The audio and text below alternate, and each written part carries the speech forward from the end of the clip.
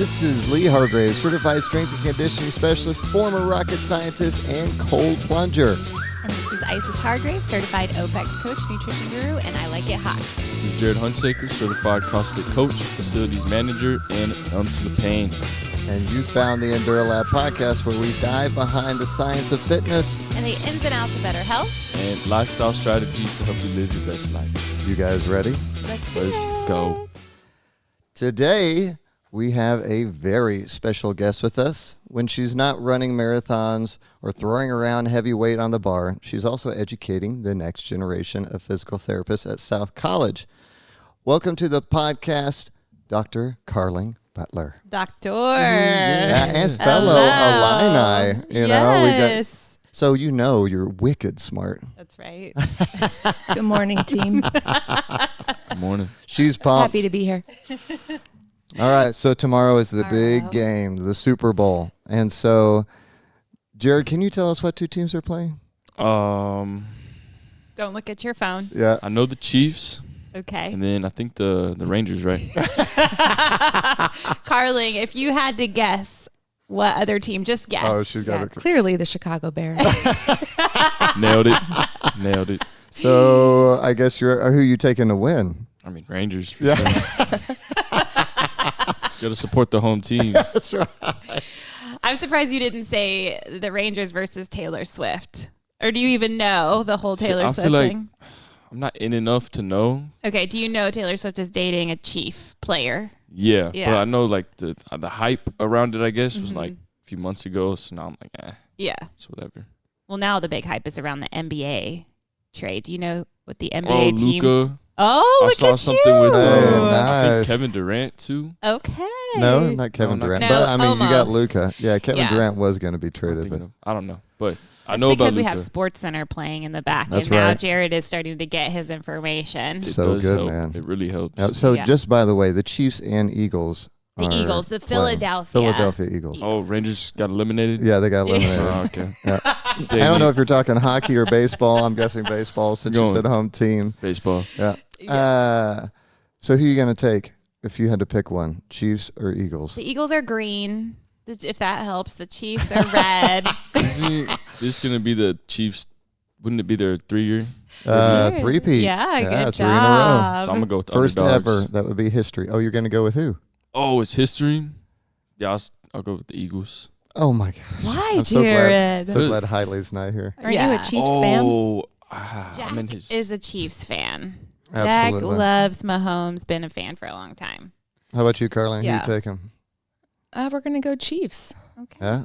Just Isis? watch the Chiefsaholic documentary. Oh, with yeah. the wolf Wild. guy? Yeah. That Yeah. is, it's crazy that stuff like that can actually happen. Like, Yeah. you think that's like a movie plot or something. It's crazy.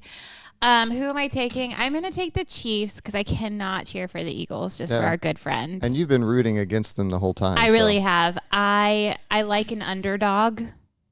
So right now they're not. Like the first couple of years they were kind of still the underdog in my opinion. Like they're like, "Oh, can the Chiefs do it again?" Yeah. But now I'm like, "Okay, they're good, whatever. Time for, I wanted to see the Bills." Yeah, I'm 100% on the Chiefs. Like, let's go. Yeah. Let's see I mean, history. we've been to a game. The Arrowhead Stadium is phenomenal. The fans are great. Like if I I, love had a Andy Reid. seat in that Super Bowl stadium, I would 100% be Yeah, but it's in New Orleans. Chiefs. Oh yeah, it is in New Orleans, which I have no desire to go to. Sorry. Yeah. So thinking about football, let's switch it up to what we're talking about today, Let's talk right? about our talk. Yeah. So today we're tackling a topic that affects so many people: how pain, injury, fear, or misconceptions can prevent you from exercising or reaching your fitness goals, whether that's like an old injury, chronic pain, or just uncertainty about what's safe. We want to clear the air and provide some evidence-based solutions. Yeah. I mean, which kind of ties into the football because Oh, they're really? getting beat up all the time. and Absolutely. They're probably messing up their bodies for real. For real. But yeah, I'm excited.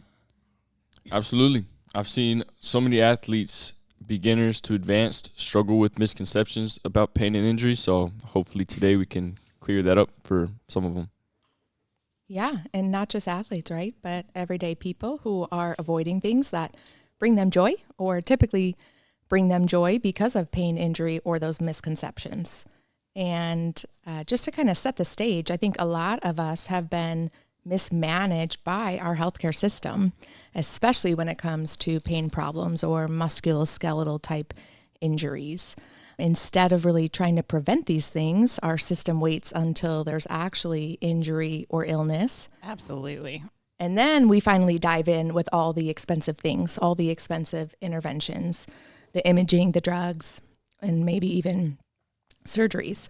And so we often say sick care system because oftentimes there's nothing really healthy about the quote unquote healthcare that people are receiving. And so I think there's maybe not a lot we're all agreeing on these days, but I think healthcare, the dysfunction in our healthcare system is probably one of those things where we can all find common ground. And so, there's really this vicious cycle of pain and misinformation, financial burden, and less than optimal outcomes that we're seeing. And so that's why I'm excited to be here hanging out this morning, because if our convo can lead to just even a few people pausing and reflecting on some of their own pain experiences and their own perceptions about their healthcare experience and journey, and maybe even walk away feeling more empowered or knowledgeable or less fearful about movement or exercise, then I'd say it's a good day. Absolutely. And I think that we've talked a lot on this podcast about moving into a state of prevention versus reaction, right? Which is really what you're talking about as a state of healthcare. And pain in itself is a really big deal, and it's super common. I think you could probably ask anyone around the table or anyone you're hanging out with, like, what pains you right now? And they could probably come up with something, right? And it prevents so many people from being physically active, which we know is a huge, there's nothing else that you could do that could better your health that you have control of. And for those who are already exercisers, it can still strike or linger, preventing them from doing certain movement patterns. So let's just get into defining what pain is. Yeah. So let's start with a formal definition. Might sound a little sciencey, and then we can break it down from there. So according to the International Association for the Study of Pain, pain, by definition, is an unpleasant sensory, here's the key word, and emotional experience associated with actual or potential tissue damage. So sensory and emotional experience associated with actual or potential tissue damage. So what do you make of that, right? Well, I make of it that it's a personal experience. It's subjective. All of our pain experiences are valid and they should be validated, but we know they're influenced to varying degrees by biological, psychological, and social factors. And it's not just a tissue issue. There's so many other things at play when we experience pain. I love the tissue issue, by the way. Yeah. You got an Lee issue talks with your about tissues. that. Like he uses that so much. I might say you have an issue, grab a tissue or something along the lines of that as well. But I don't have to tell that to Jarod because he's actually numb, like you just said. Yeah, he doesn't No tissues feel for me. anything. No issues. No in your issues, no tissues. Issues in my tissues. Yeah, so when we say biological, psychological, social factors, these could be things like our physical environment, right? Even noise levels. Think about women giving birth or attempting to without pain, right? How it's become so common to really take control of the environment they're birthing in, right? Because it can make a difference. So can their social environment. What type of social support systems do we have in place? Think about the workplace environment, right? Low back pain is the most common cause of job-related disability. So it makes you really think of how a workplace environment and someone's perception of their work environment could maybe influence work-related injury or disability. And then, of course, cultural norms. What are our beliefs and attitudes about pain? What's the stigma associated with chronic pain? And so all of these things, whether conscious or subconscious, alter how we perceive and experience pain. And so this is how and why changing our environment or altering our ecosystem can really influence our pain experience. Yeah, it's interesting because in the doctor's office, they have that like pain chart, the smiley faces, and it's like, are you feeling, cross-eyed, dead to like happy? Yep. And a lot of times people don't know where they should answer that. I think also the same in like the gym when we're like, okay, rated perceived effort. Like this should feel easy, hard, and they're like, they have no idea how to gauge that. And again, it is person to person and day to day. We were doing heavy deadlifts tempo the other day and someone was like, man, this feels like so much heavier than whatever. And I go, okay, well, how did you sleep? What did you eat? What are you stressed at work? I mean, all of these things tie into your tolerance. I mean, we were just doing deadlifts and someone was like, I feel like my back's going to spasm. I'm like, what do you mean you feel like your back is going to spasm? Are you bracing? Mm-hmm. And I like an athlete to be able to talk to me like that. Mm-hmm. Hey, I feel this. I would rather hear that than they don't tell me and then they do something that maybe is over their limit. Yep. But what's funny is when you talk about like family dynamics, when I have parents that I train that always come in with an ache or a pain, their kids are even greater usually. Mm-hmm. And I think about even our kids, we have so much recovery tools and we're always doing recovery and talking about it. Like they're in tune. They're doing the Normatec boots. Hey, Dad, my calves are messed up, or hey, my hamstring feels tight. Can you massage it, or what should we do? But I mean, to a point, it's in tune, and they know on a scale, hey, this is not going to prevent me from doing anything. Yeah, definitely. And we know that. We know that talking to kids about their pain and teaching them what pain is at a young age actually has downstream effects. So what you're seeing in real life is actually real. Yeah. a real phenomenon. And so back to, it's not just a tissue issue. So what's interesting is the pain we feel is not necessarily directly proportional to the amount of tissue damage. And so that's why two individuals with the same exact injury, two ACL ruptures can have two very different experiences and rehabilitative processes. So how someone experiences pain is highly individualized. Like you said, it's subjective. It's not just a tissue issue. It's so much more than that. And I really want to emphasize that that's a good thing because it means that there are things that are in our control that we can do to better cope with pain or injury. And so later on, we'll talk about how there's things we can change or shift in our ecosystem that help modulate our pain. I love that you said like be in control, because I think when anyone can be in control of something, the fear diminishes. And that really plays a part with their movement and what they're willing to do if they just are less fearful. Yeah, absolutely. Yep. Yeah. And so in many cases, pain or injury creates fear, right? We've all experienced this. Night of the living deadlift, I remember, I don't remember what weight I was at, but I remember the shock I felt suddenly, like from my neck to my shoulder on one of the lifts. And it kind of took me by surprise. And sometimes I know enough that it's a good thing and I can brush it off. And sometimes I know too much that it's a bad thing, right? And so I start catastrophizing, right? So that was a warning signal, right? My body sent a warning signal through my arm, neck, up to my brain, and my brain evaluates the situation, right? And there was a pain response to let me know like, hey, what are you doing, right? But there probably wasn't any injury. Why? Because a few minutes later, I was fine. The next morning, I had no pain, right? And so that's an example of you can experience pain without tissue damage, right?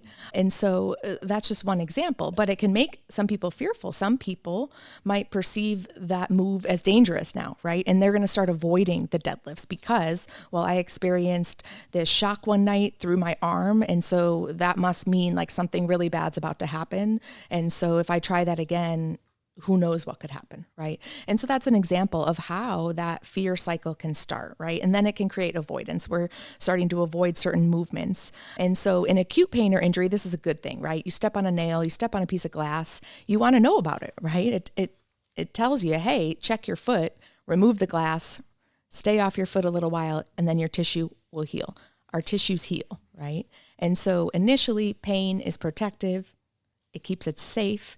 It's wise. It only becomes problematic when that fear starts to persist for too long or we become excessively avoidant of otherwise healthy behaviors.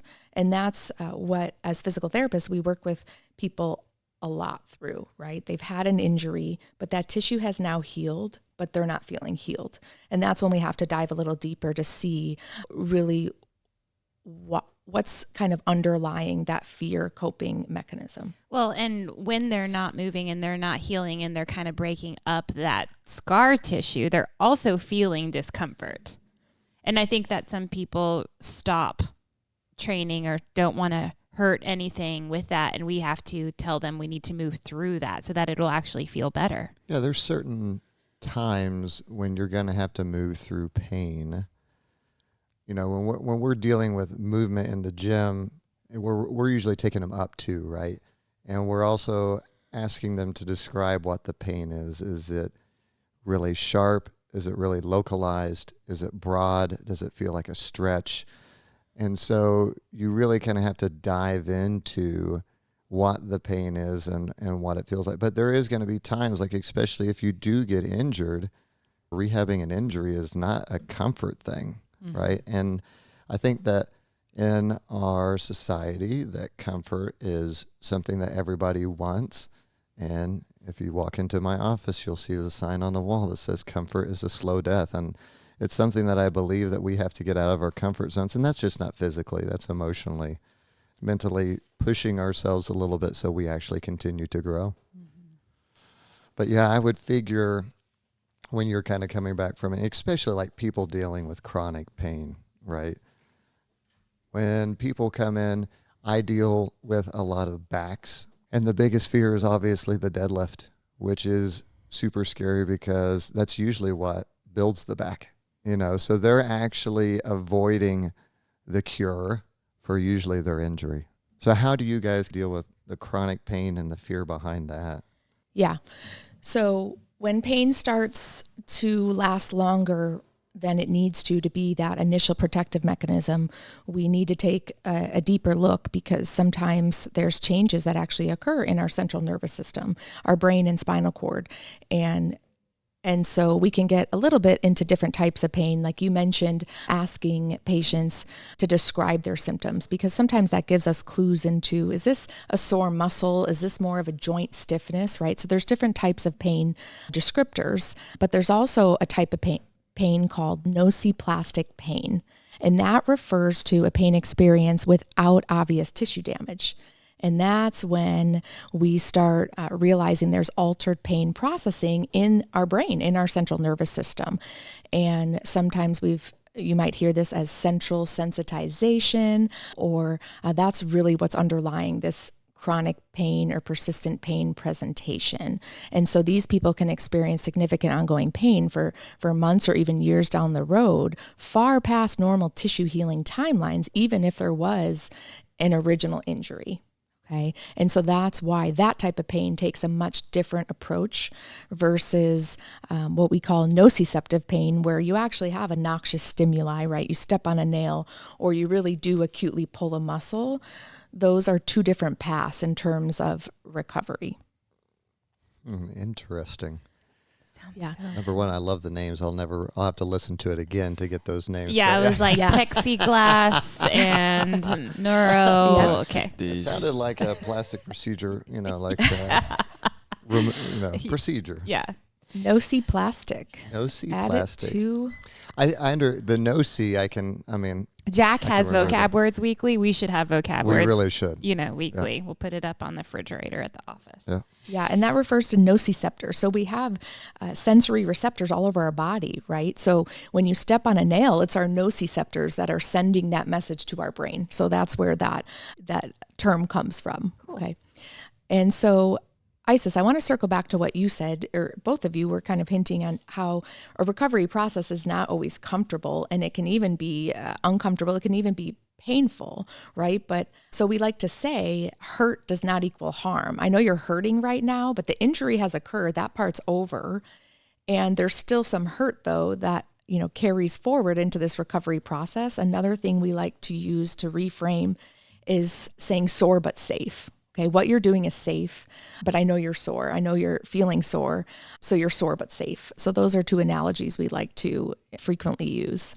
And we should probably be under the care of a professional when we're pushing ourselves through these quote unquote painful moments, because again, especially initially. Right. Initially, because who are we to say, right? Right. Yeah. So pain is a normal part of the human experience, right? So not every person that starts to have pain needs to see a physical therapist, right? A lot of pain will resolve on its own. Even a severe bout of low back pain that feels like incredibly disabling in the first few days, even that we know is going to typically resolve in 4 to 6 weeks, even if the person does nothing. Mm-hmm. Now, you could argue coming to see me, maybe I can help you clear up your symptoms sooner, or I can give you some advice about what you maybe can do to improve the health of your ecosystem. Perhaps that will help you reduce the risk of this recurring in the future and things like that.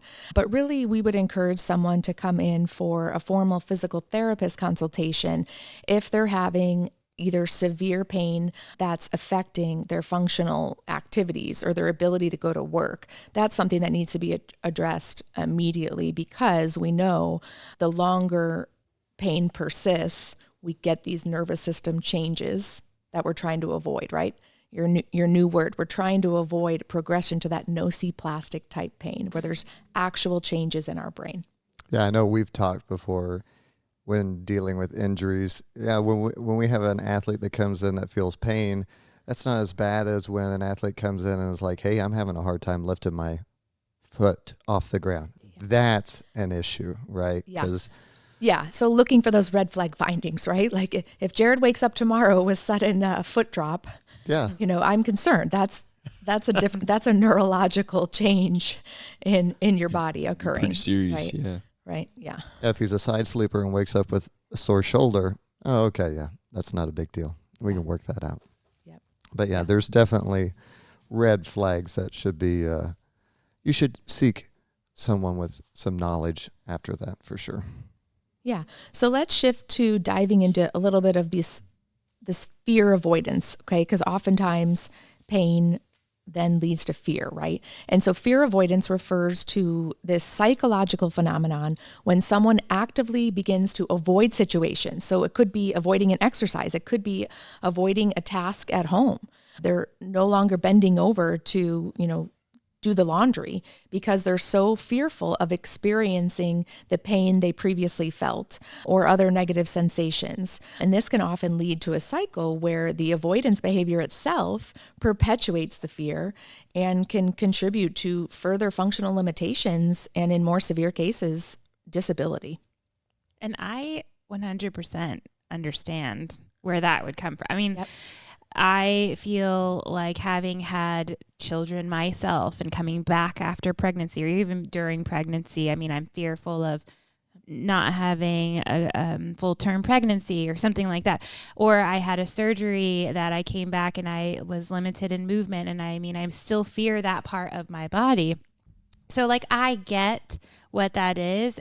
And I guess like tips on how to get over the fear without experiencing it. So I can talk to those things because I've experienced it and I can go through it.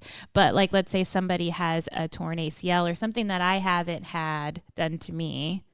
What are some tips to overcoming that? Okay. So I think this goes back to what I mentioned earlier, that all pain experiences are valid. And they all need to be validated. And we have to honor our mind and our body. It's just trying to protect us, right? So avoiding is initially wise, right? We're avoiding something that our body perceived as harmful, right? Nobody has time to be in pain. So it makes perfect sense of if X caused me pain, I'm going to avoid X for at least a little while because I have 1,000,001 other things to do. Right.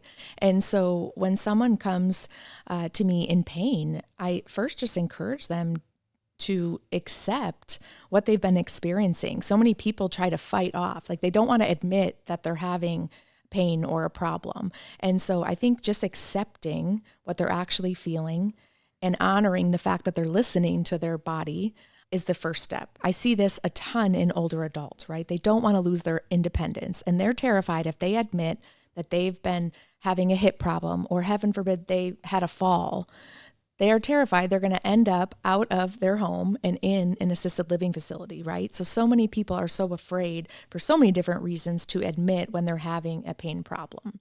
And then I think next we have to dive into our belief systems. And this is especially important for that persistent type pain, right?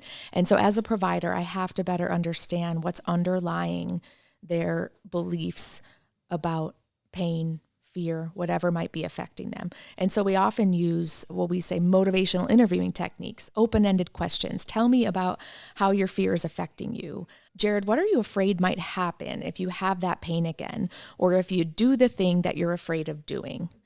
And so this gets people to explore their own beliefs and perceptions about pain, and they can get to know themselves better. And so that also gives the therapist or the coach an opportunity to meet them where they're at and then start to walk alongside them as they navigate their injury. Another thing I see out there a lot is fear mongering about bad or dangerous exercises or movements, which can't possibly be helpful when someone is having pain or fear related activity or exercise. Yeah, definitely. Knowledge is power, right? And so we want people feeling empowered about their mind and bodies throughout the lifespan. And so let's debunk some of the common exercise misconceptions out there. Yeah, I think all of us know how important fitness is to longevity. And for those who are listening, you probably know it too because you hear us talk about it all the time. But when we look at quality of life and longevity, we look at two things, and one is going to be your VO2 max, and the other is going to be muscle mass or muscle quality. Those are the two greatest predictors of life expectancy. So it makes perfect sense why we care so much about exercise and why we have enduraLAB, because we care about your future, we care about your quality of life. So let's address some of the common myths that stop people from coming inside the gym and exercising. Yeah, you're absolutely right, Lee. There are a lot of unknowns in our healthcare and fitness industries, but this is something not up for debate. A higher VO2 max is strongly associated with a lower risk of death. So not exercising is a risk at least the four of us at this table are not willing to take, I know, but I want others to feel the same way, right? We want everybody to feel this way, and that's why we're so passionate about what we all do. And so let's walk through some of these exercises that sometimes get a bad rap. I just had this one in the gym, and it's one that commonly happens, and that is, hey, I've got knee pain, I don't want to squat. So let's debunk that one. Yeah. And sometimes I think it's just the exercise nomenclature that gets the bad rap, right? It immediately induces fear and strong opinions when you hear the word squat, deadlift, burpees, even on the whiteboard, right? When we come in. So let's just get rid of that word for a moment and see what that looks like. So let's go back to the quote you heard from a client. If you have knee pain, you should never squat. Let's spin that. If you have knee pain, you should never sit down on a toilet. If you have knee pain, you should never get in or out of a car. If you have knee pain, you should never get down on the floor to play with your grandchildren. Yeah. Let that sink in. Don't sit on the couch and watch Netflix, right? That's a squat. Yeah, when people are like, I can't squat, I'm like, so you can't? What do you mean you can't squat? You never, ever squat? Let me see what that looks like. You would be like straight leg the whole time. No, it's just not You'd be like Forrest Gump. true. Magic legs. Yeah, we forget most of these movement patterns are foundational for living, right? Now, if we're talking about heavier squatting in the gym, under the barbell, under some load, there's no question that adding weight to a squat is adding load or force through your knee joint, okay? There's no debate. But why do we want that? Well, we want to load our bones at high intensities to maximize our bone density. We want to load our muscles to build muscle mass, especially as we age, right? And so we have to sufficiently build our bone and muscle mass, or at least try to maintain it over the course of our lifespan to maintain our metabolic health and to be able to do what we love to do for longer, okay? We're trying to reduce the risk of frailty in older age, especially. Okay. And so a couple fun facts about squatting, especially deeper squats is that the highest forces on your patellofemoral joint occur at 90 degrees. So your patellofemoral joint is the interface between your kneecap, right, the small little bone on the front of your knee, and your femur, okay? And so someone with anterior knee pain, the highest forces are occurring at the location of their pain at 90 degrees. So probably not the point we should be encouraging them to stop at, okay? If we talk about ACL, the shear forces on the ACL are actually highest in the earliest period of the squat. So a relatively shallow flexion angle, the beginning of a squat, think of a partial or mini squat. That's technically the highest shear forces on the ACL. Yeah, Okay. think of a defensive stance in basketball, right? Big time. So it's just funny to think about most people fear the bottom of the squat, right? I don't need to squat that deep. But actually what we're taking you to into safe range, right, where you can load. But Yeah. And that load is relative. Just because, if we're talking about something being scary like a squat movement, we're going to say, we want you to load heavy. Well, again, it is relative to what is heavy for you. So we're not going to put you with what an Olympic lifter can squat. We're going to work you up and then progressively load you. absolutely. So Yeah. that may be an air squat for some and Right. barbell squat for others and a dumbbell squat for some. But Yeah. that's where a coach really comes in. They're movement patterns, right? And there's fundamental movement patterns that we hit, and we hit them all within a week at enduraLAB just because we want to make sure that everyone's moving that way. And squat is one of those movement patterns. And there's so many ways, like you said, to exercise those movement patterns, like even from banded or body weight. And it's funny when I see clients and they're like, oh, you were using a band I used in physical therapy. And I'm like, yeah, it's not, we're not so different. Yeah, we're going to meet people where they are, right? And take them to where they want to go. Back to the elite powerlifters, though, you reference, a fun fact here is that studies looking at elite powerlifters who arguably squat the deepest at the highest training volumes and probably under the highest loads actually have higher cartilage thickness and mechanical stress tolerance in their knees compared to controls. And then longer term, they did not have higher rates of degenerative changes in the knee compared to the general population. And so that's just showing our misconception that if you squat heavy at high volumes for Gonna many hurt years, you. you're Yeah. going to absolutely have knee osteoarthritis or degenerative joint changes. We don't have the data that supports that. Yeah, you got to load it. I always think that it's interesting, even when we talk about any type of osteoporosis or penia, people think that bone is not like a living tissue. You have to load it, and you can actually make your bone stronger. It's not just calcium.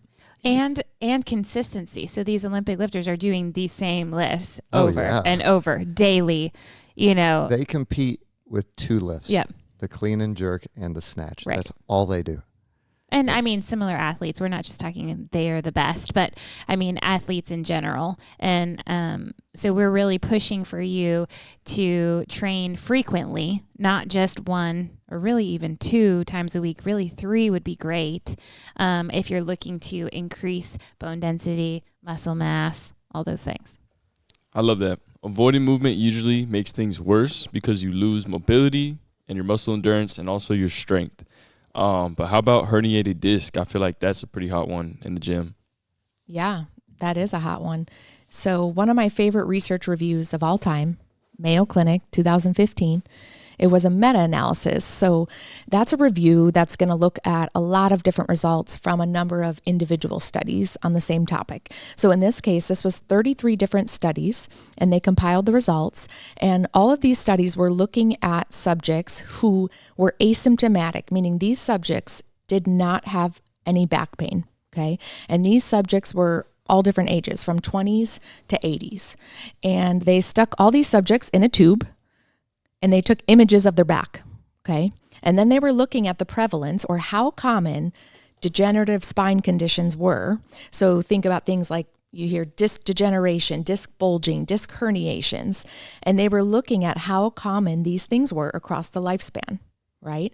Because if we're assuming that changes on imaging are correlated with pain, then none of these individuals had pain. So you would think their images look pretty good, right? And so they then stratified all the individuals in the studies by decade of life. So they made a nice table, 20s, 30s, 40s, all the way to 80s, right? They had subjects in this study in their 80s. And then they looked at how common these findings were. And so one of the takeaways was 37% of 20-year-olds had signs of disc degeneration on imaging. And 96%, essentially all of the subjects in their 80s, had signs of disc degeneration. And remember, these subjects reported no pain in their backs. And so really, if the prevalence is that high of changes, is it really disease? Is it really pathology? Or is it really just normal age-related findings, right? So the bottom line here is that many imaging-based degenerative features, scary things like disc bulges, disc herniations, are actually likely a normal part of aging and not necessarily associated with pain, okay? So this is what we like to say, gray hair and wrinkles on the inside, right? Those changes are happening on the inside just like the outside. Yeah. I mean, it's like someone coming up to us and just telling me, oh, like I have a pimple on my face today. And we're like, okay, great. We should change our session. Let's completely change our session for something that is, like you said, something that is a normal thing it's that hard. happens. And it's hard to talk about that to a client because it is so, there is so much fear around the back, right? So when some client comes in like, Glass back. Yeah, glass back. I've got a herniated disc. What I want to say is, I tell you what, you take an image of me, you take an image of everybody in this room. If you didn't have a herniated disc, you would be the outlier, right? Everybody in here has got some type of, like you said, herniation or bulge or degeneration. That is normal. So what you're telling me is that it's normal. But then, then you could dive into, what pain are you feeling? Right. I was just about to say, like, obviously they are experiencing some pain. They're associating that pain with that cause when it may not be that cause. Exactly.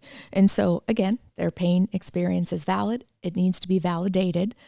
It's just not necessarily related to that change on imaging. And that's why, in general, we try to reduce, or as physical therapists, we're not always keen on unnecessary imaging because it can create a ton of fear if your radiology reports end up in your hands and you don't understand things like this, that some of these findings are actually normal. And so that's why I love sharing that study. But Jarod, I want to circle back to your original question, because just like the knee, if you add load to your squat, yes, you are loading the knee. So if you're deadlifting or if you're lifting weights, you are loading your spine, right? Mm-hmm. But that's not necessarily a bad thing. It's actually a good thing. Why? Lee alluded to this earlier. We're trying to strengthen the muscles around all of our joints. And so strengthening our lumbar paraspinals, the two big muscles that run alongside of our back, is no different in many ways than just strengthening your biceps or triceps. But it's true, we all do, myself included, seem to perceive any sensations in our back as scarier, right? I deadlift and go home the next morning, wake up really sore. It's like, oh my gosh, what's going to happen today? Like when I go to put on my shoes. Can I feel my toes? Yeah. And then, I do pull-ups a different day. I wake up the next morning, biceps are so sore, but I don't think anything of it. It's like, yeah, my biceps are sore, but we don't seem to, perceive any sensation in our back the same way. And so it's just interesting. That's kind of that cultural norms, cultural, expectations around back pain. Yeah, think about even the other side, right? When we're training and we get a burn in the abs, right? We're fatiguing them out, or a burn in the biceps. That's completely acceptable. In fact, people are like, yes, you're low, your paraspinals start burning. Oh my gosh, I got to drop the weight. Yeah. No, right? It's the exact same thing. But how did we get here, right? There's something to it, right? Right. In our society. So it goes back to the biopsychosocial factors. And then Jarod, again, circling back, at lower loads, spinal flexion does not appear to be dangerous, right? We often do Jefferson curls as part of our warm-ups. Some folks are hesitant to even do that, but at the end of the day, the spine was made to bend. It was made to twist. It was made to arch, flex. The problem is not the bend. The problem is if you're having a problem bending, right? That's what we need to go after. And so some studies have shown that load could be an independent risk factor for disc injury. And so that's why it's important to learn how to move in an optimal way. Okay. We want to distribute forces through our hips. How can our glutes help us with the deadlift? Yes, we're training and strengthening our lumbar paraspinals, but our glutes, our hips should be moving well for us too. And that's why we're also not routinely training at max loads. We're often using multiple repetition maximum assessments, so like a 3-rep max, a 5-rep max. And sometimes for appropriate clients, we are using a 1-rep max assessment when it's appropriate and safe to do so. And so that's where proper training and coaching and instruction comes into play. But we do have data that tells us we probably don't need to be scared of lightly loaded spinal flexion. And even in the deadlift, even as much as we cue it, back straight, we know that the spine is flexing. And so no matter what you do, you can try to stay, you might even feel arched, but we know there is a flexion moment during a deadlift. And so we know the back does round a little bit in heavy squats and deadlifts.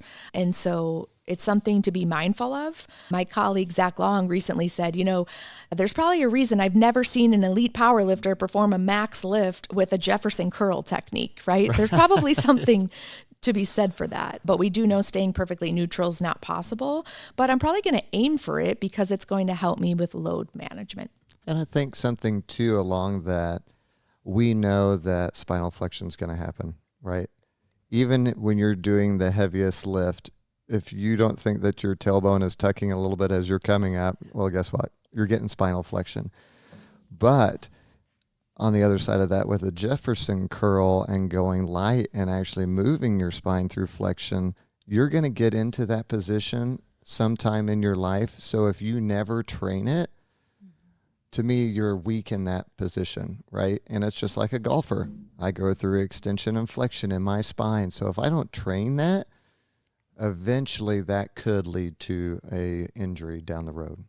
And I think that anytime we're teaching form and we're giving cues, we are trying to do the most efficient movement where you're not leaking anything, right? So when you're in a strong lumbar spine for a deadlift, you're really firing at all cylinders. Now, of course, that breaks down with heavier load, but if you make yourself aware to that, again, you are trying to avoid energy leaks in that sense. Yeah. So I think that it's important, but obviously, form will break down. Yeah, and we train at higher loads with intention so that we can hopefully live at lower loads without a care in the world. Last year, one of the students I work with, she's one of our physical therapist students now, a practicing physical therapist, but she said something so impactful. She said what she was hoping to accomplish as a future physical therapist at the time was, I want to help people live a life of fearless, thoughtless movement. And I was just blown away by that, because no one should have to think about anything in the world or have a care in the world when bending down to tie their shoe or pick up something off the floor.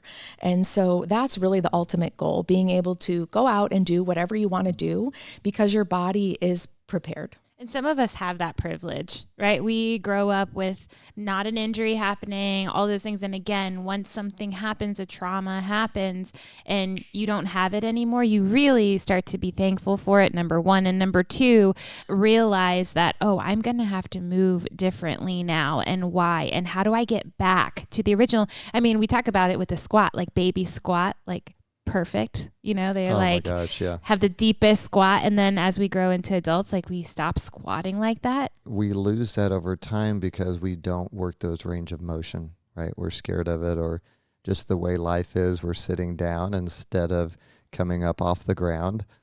Watch a 1-year-old get into standing position, right? And then I would love for my 80-year-old client to be able to replicate that. That's one of the tests that we do, is getting down and up off the ground. That's super important, which is exactly what a burpee is. But, right. You have to fear but again, those. Scary name, scary burpee. Now, here's another one too. Is we've talked a lot about menopause, perimenopause, and how there's often onset osteopenia, osteoporosis. So we know that lifting is important, but I know people fear lifting heavy weights. Yeah. Yeah. So our bone mass peaks typically in our 30s. Okay. And so what we're trying to do is then slow the decline, right? We know our bone mass on average is going to decline after our third decade. And so we want our decline to look, like this instead of like this. But what's interesting is some studies are now showing that older adults, even with osteopenia or osteoporosis diagnosed, can actually not just slow their decline, but they can actually improve their bone mass. Now, that takes high intensity strength training. I'm talking 85% of 1 rep max in elderly individuals with osteopenia and osteoporosis. Yeah, and we've done it. Yeah, face value, it sounds reckless, right? It's like, well, what if they get a compression fracture? And that's, right? Like, what if we load their spine and their spine is so frail that they suffer a fracture? Of course, we never want that, right? We want the benefit without the risk. And so I want to share, this was a well-known trial. It's called the Liftmore trial out of Australia. And so they recruited just over 100 postmenopausal women with diagnosed osteopenia and osteoporosis. They put them through an 8-month strengthening program, high intensity loading, 85% 1 rep max or higher, a couple times a week. They had significant increases in their bone mass and no serious adverse events, such as that compression fracture that even I, as a physical therapist, that's in the back of my mind. And so great results that have been reproduced now in other additional trials. So this is safe. Now we need to maximize mobility first, right? We're not going to load through a range we don't have available. And so that's where, again, coaching comes into play. The individual has to be primed to move well. They have to understand these movement patterns. And then all roads should lead to load. Right. I love that. We think about, someone has an older client come in and they've seen success on Instagram or whatever, and they just start loading these athletes. Yep. That's scary. Yeah. The key thing that I want to talk about on that study is 8 months, right? This is not a 6-week program. So I often think I have a client who, her name is Libby, and she was my first ever technically longevity client. When she came to me, she was on all kinds of medications, osteoporosis. She couldn't stand on one leg. Over the course of about 6 years, we got her deadlifting 205 pounds for 5 reps. It was the weight of her husband. And so we always made, fun of, if your husband ever falls down, at least you can pick him up. And so she has completely reversed all of that. She used to go to Mayo once a year for a checkup. They told her don't come back because whatever she's doing is working. And all that was a little bit of nutrition and a lot of weight training. Yep. And so it just shows how important that is. And I know there's studies out there that show that, it doesn't matter if you're in your 60s or 70s, you can make gains almost as fast as if I'm training a youth athlete. Right. So it's never too late to start training either. It's never too late. And another interesting thing in this trial, there was a 92% compliance rate of the high intensity group, which for research is like mind blowing. Usually the rates of attrition are way higher, meaning these are people that dropped out, right? So 8% of people dropped out, 15% of people dropped out of the control group. And so I can't make this conclusion, but in my mind, it makes me wonder about all the other benefits of strength training. Did these patients really grow to love the activity? Were they socializing? I mean, how could you not? Exactly. So much Feeling fun to better. lift. I mean, they And had feel to be strong feeling better, and stronger, confident, and able to do daily tasks a lot easier. And I That's think cool. one thing too that I just want to mention, because I can see how people might hear it differently. When we talk high intensity here, this is not HIIT training. Yeah. Okay. That's not cardiovascular. Intensity is the loading. So Right, you can have yes. intensity in different ways. So when we say high intensity, we're talking about high loading. Right. Yep. And then obviously at enduraLAB, we love to run. So let's hit this last one. Does running increase the risk of osteoarthritis? Yeah, so running is actually protective of knee arthritis. And so now what we did see is there was the highest increase in degenerative joint disease or osteoarthritis in the sedentary folks, lifelong non-runners, okay? But for lifelong recreational average Joe runners, protective effects against arthritis. There was a small increase in the rate of osteoarthritis in ultra runners. Right. Okay. And so it makes sense. It is a partial tissue issue. It's just not completely a tissue issue, right? When we go back to talking about pain. And so, yes, there are, effects of loading, but we're talking the less than 1%, right? Yeah. I mean, when we say recreational runner, I think the study was under 57 weekly miles. Yeah. Which a lot of people don't even touch. Exactly. And it just comes back to the saying that I always tell my clients, and that is motion is lotion. Maybe right? that's the one I was thinking of. Yeah. And so really the bottom line is that for almost all people, exercise, including high intensity exercise, whether we're talking about cardiovascular training, HIIT training, high intensity aerobic training, or we're talking about high intensity strength training, 80% of 1 rep max or higher, it's not dangerous. What's really dangerous at the end of the day is leading a sedentary lifestyle, not exercising. We know that the risks and adverse effects of a sedentary lifestyle far outweigh the potential risks of exercise. And so if we keep in the back of our mind, or really the forefront of our mind as a nation, what we're dying of is chronic preventable diseases, heart disease, cancer, top 2 killers, right? Nobody's dying from back and knee pain. Musculoskeletal pain is just a part of living that's really become over-medicalized and mismanaged. And as a physical therapist, I try to help right that ship. And I know you all do too with what you do every day. That is a mic drop if I've ever heard one. Yeah, let's go. Boom. So now let's talk solutions. So if someone has chronic pain, what steps should they take to get back into exercise safely? Yeah, I mean, in general, we want to see a qualified provider. So we talked about when you should actually consider seeing a physical therapist if you're having severe pain that's truly affecting your functional activities. But ideally, we want that someone to be fitness forward, someone who can evaluate your movement, your mindset, and your ecosystem, right? That holistic approach. Someone who is not pushing medication or imaging right out the gate.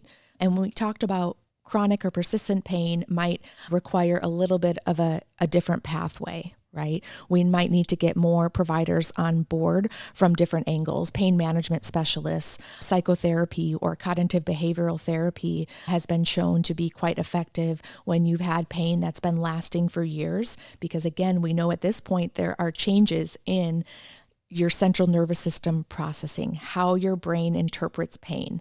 And so that's why that type of help can really be effective in addition to physical therapy and looking at your ecosystem, sleep hygiene, nutrition, recovery, mental health.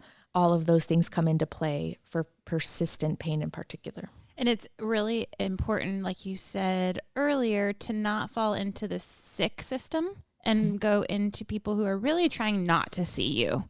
You want to avoid the people that are like, oh, well, you need to come see me repeatedly to make you feel better.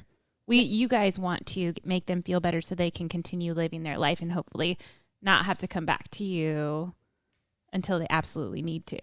Yeah. Again, like you said, every professional has their specialty and what they can help you with. So there's a point in which we should be working symbiotically to help people live their best lives. It kind of comes down to even on the medical providers. Like, we want our athletes to be able to have a conversation. Yeah. It doesn't matter who they're talking to, physical therapist or chiropractor or coach or medical or nutritionist, right? They should be able to have a conversation with. And when you start seeing people and they're like, you don't need to exercise or you don't need to do this, like, that to me is a red flag. Ooh, like, yeah. Why? Yeah. And if they can't answer that, it's just some kind of standard reply, like, that could be a red flag for you. And we've been in this game long enough that we've made a lot of connections with people around. And so we work with a lot of physical therapists and doctors and chiropractors. And so what's really cool is there is an ecosystem that if you have pain, we might say, hey, why don't you go check out so-and-so, give them a call. We work with them. And so when they do see them, we have a conversation with that doc, and then we can come up with a better treatment plan for an injury per se. Yeah, an ecosystem to help your ecosystem, right? An ecosystem of providers, of fitness forward professionals that want to help you meet your goals, right? Get you out of pain. Really what we're trying to do is minimize symptoms so then we can maximize fitness. Okay. And so as a physical therapist, after the sessions with me, what they really need is the membership with you, right? That's one of our biggest barriers in the rehab world. Great. We've calmed down your pain. You're functioning better. But what's next? Pain relief is just the beginning. So what they do long-term when they leave our clinic is really the make or break it. Absolutely. I love that. Another Carling tagline. Yeah. Another mic drop. So something I think that is like a huge miss is active rest and active recovery, what that actually is. So a lot of people, when we're injured, rest is not sitting on the couch with that injured joint or area of the body just immobilized, right? Movement is medicine. We don't want our clients to get stiff, right? So when athletes come to the gym, we always utilize kind of a movement screen, even post-injury, right?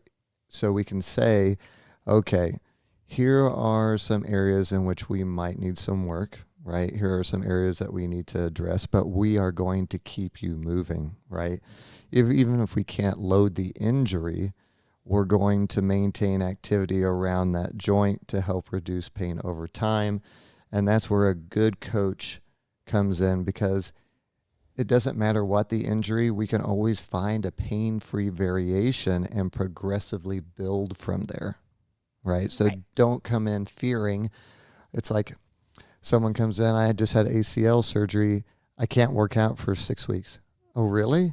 Because you seem to be fine laying down. Well, why don't we throw in a bench press? Why don't we throw in some pull-ups? Why don't we... Working around the injury. Yeah, absolutely. Right. I'll sit you on a bench and you can ski, right? Like, we're not saying that you have this surgery and you come in and work that area. If your doctor says stay off this for 2 to 4 weeks, we're absolutely going to adhere to what the doctor says.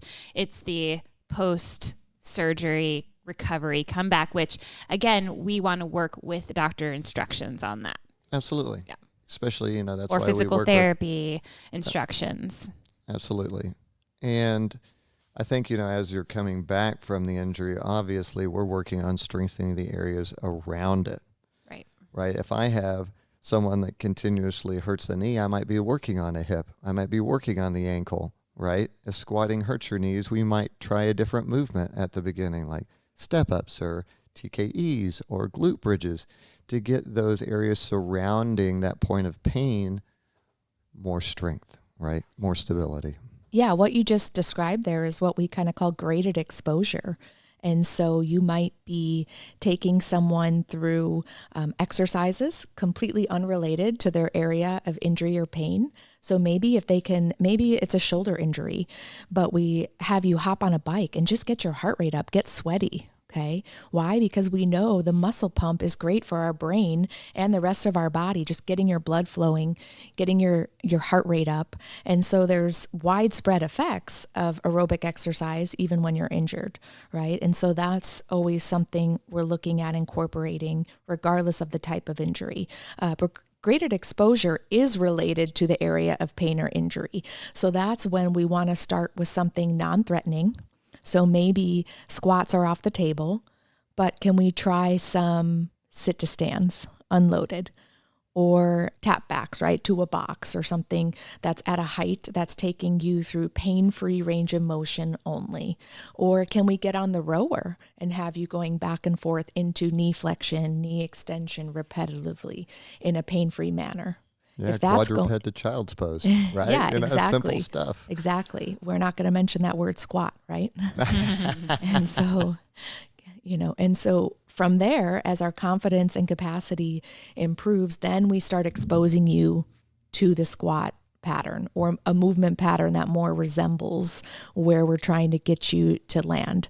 If that is your goal, if returning to squatting under a barbell is your goal. And then, of course, we're zooming out and evaluating the ecosystem.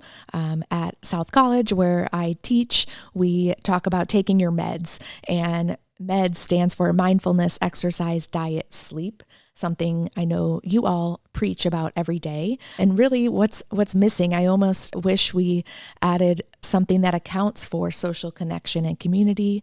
And that's why places like enduraLAB are so successful, because that's so important to recovery and longevity and just finding a purpose.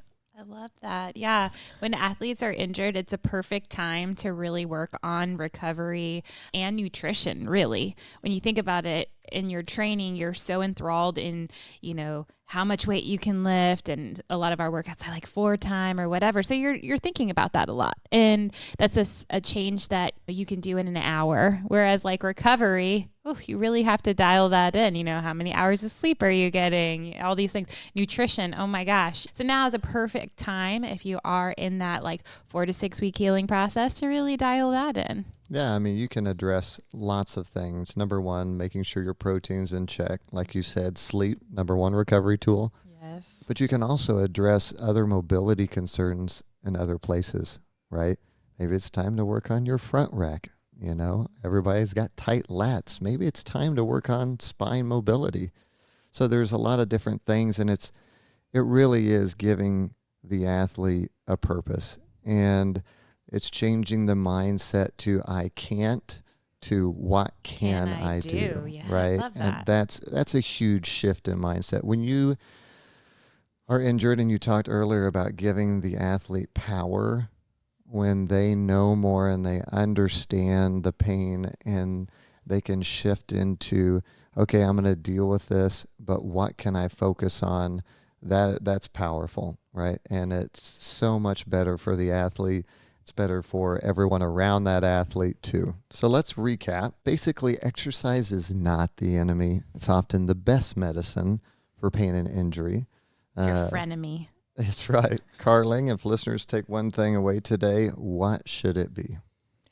Yeah, tissues heal, and our bodies and minds are capable of so much more than we give them credit for.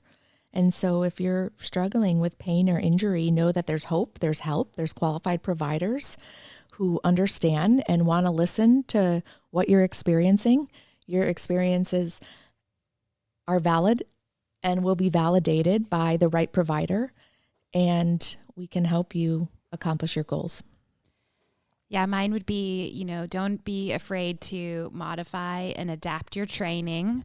Focus on recovery and nutrition. There's so many things that we can do. The world is our oyster. It's not shut down because of an injury or a pain even. Like Absolutely. let's work with it, work past it, work through it. All right. Things. Well said. Well, thank you so much for joining us on the podcast today, Dr. Carling Butler. This is such a good topic to discuss, and I'm thankful to have you as a resource in the gym. Absolutely. Thanks so much for all you do. If you guys have enjoyed this episode, please share it with a friend who might need it, and subscribe for more fitness and health insights.